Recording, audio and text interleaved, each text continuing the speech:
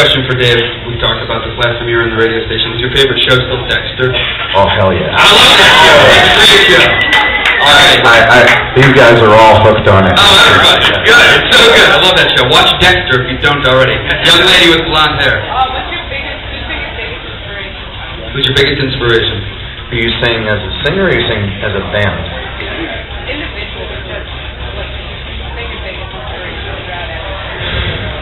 I still have to say that the rest of the guys are really my biggest inspiration. I know that we certainly draw our primary inspiration as a band from the classic metal bands, Sabbath, Maiden, Priest, Metallica, Queensryche, Pantera. These are the bands that made us want to play and pick up instruments or start singing. For myself as a vocalist, Bruce Dickinson, Rob Halford, Jeff Tate, even people like Jonathan Davis. There's really numerous. Maynard James Keenan, another source of inspiration. So, and I'm sure the guys have their own. Like David said, we've all had that classic metal background, but it's definitely when we're writing, we're looking to each other for inspiration and we're pushing each other along. It's not about each guy worrying about his own part and bringing it in. It's us kind of pushing each other, just trying to get the best out of each guy. Who hasn't asked a question yet? Have you asked one yet? Right there. You in the white. You have? All right, then go to this person. Nice. What's your favorite album out of your 4 records? Out of your albums, which one's your favorite? Is that like we have? They're all too personal. We can't. We feel that each time that we're evolving as songwriters and players. So I think each time, each new batch of material always steps it up for us. We wouldn't put it out there if we didn't feel like we had something evolving. When you look at your albums, can you remember where you were? Did they mark a significant place in your life where you were personally, emotionally? When you look back at them, do you remember? Yeah, this is what I was going through when I made this. Oh yeah. There's no question. With each one of the records, they have their own poignancy. As a collective body of work, reflective of what was going on in the world of Disturbed at that particular point in time. So, yeah, I would say absolutely. We've talked to bands before that have been almost ashamed of their early work because they've grown so much. Do you have any of that? You still love it all? We actually put 2 of our old songs on Indestructible, Perfect Insanity and Divide, just to get us back in that headspace of what we were like in the very beginning. So back in 1996, we just took those songs and kind of freshed them up a bit, and they never got old to us.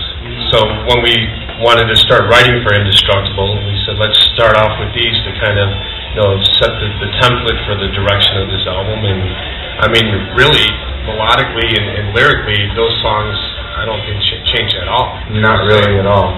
Very, very minutely. Maybe musically a few different things. But they've always.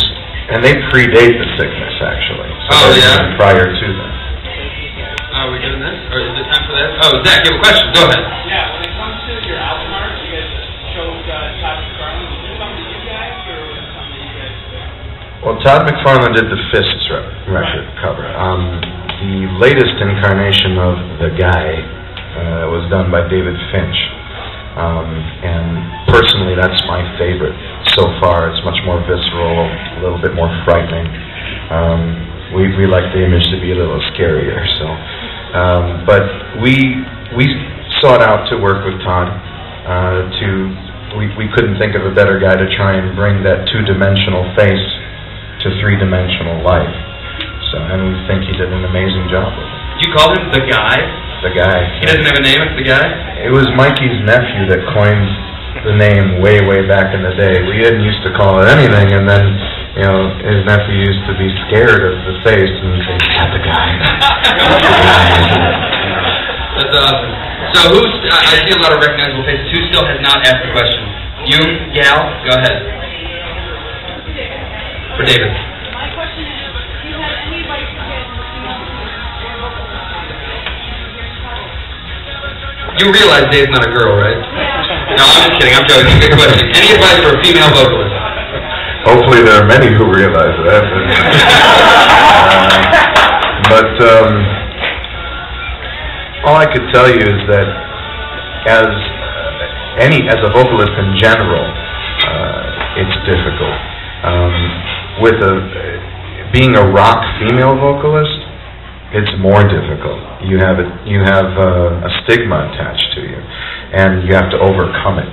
So you need to, unfortunately, be even more powerful than the average male singer, because of the connotations that sometimes come along with it, and because hard rock and heavy metal in particular have for so long been male-dominated.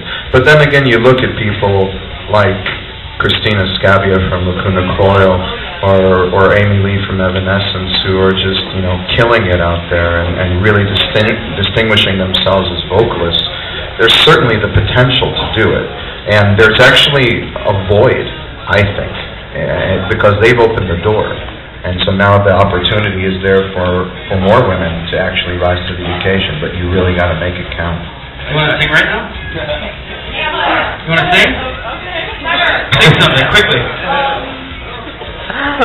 Sorry, I'm just like really... No, it's fine. We don't have to. I figured you wouldn't. All right, right here, this guy.